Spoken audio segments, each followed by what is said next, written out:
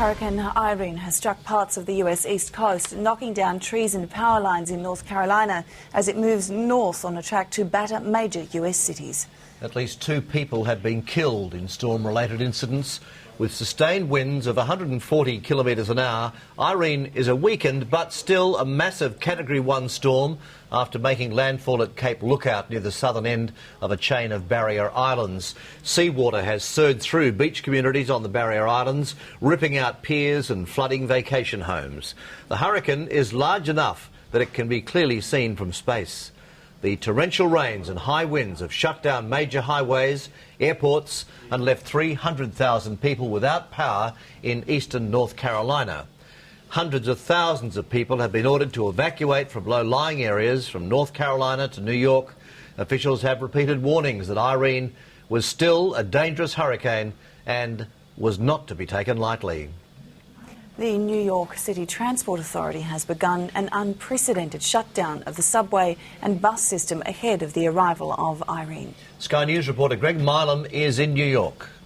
Well, it's deserted apart from the likes of us in the media who are here to see what happens. Most people, it seems, have heeded the warnings. The tourists have deserted the area of Lower Manhattan away from Battery Park where we're standing. We've already had a couple of torrential downpours at the front edge of Hurricane Irene, but nothing like what they're getting 400 miles away in North Carolina with the eye of that storm coming ashore and doing real damage in a number of ways. The wind, of course, hugely damaging, still approaching 100 miles an hour, torrential rain, and this storm surge that they're so worried about here is being seen on the coast already, and that could really do the damage because if the water were to rise 6 to 10 feet, it would submerge large parts of Lower Manhattan, and the issue of power outages would follow on, and that's why there has been again another very vociferous warning from Mayor Michael Bloomberg.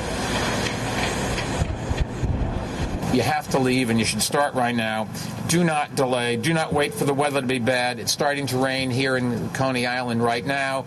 This is just the beginning. You say it's a few drops. This is going to be a very serious storm. No matter what the track is, no matter how much it weakens, this is a life-threatening storm to people here. And the US President Barack Obama cut short his summer vacation and returned to Washington. He spoke about the immediate threat while visiting the Federal Emergency Management Agency's Operations Center. It'll be a long 72 hours, and obviously a lot of families are going to be affected. What we heard, the biggest concern I'm having right now has to do with flooding and power. It sounds like that's going to be an enormous strain on a lot of states, and that may take days, even longer in some cases, depending on what the track of the storm ends up being. So we're really going to have to stay on top of the recovery, the response and recovery phase of this thing.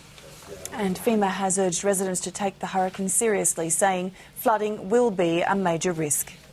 You deal with basically 4 principal risks with a hurricane: the high winds, storm surge, and these 2 are very much tied to the category which describes how strong the winds are at the center of circulation. But also, as Bill talked about, rainfall and tornadoes, and they are not tied to the category of storm. So even though this may be a Category 1 hurricane, rainfall amounts are not tied to Category storm. It is due to the size and the forward speed of the storm. Some of our most devastating floods have occurred in tropical storms.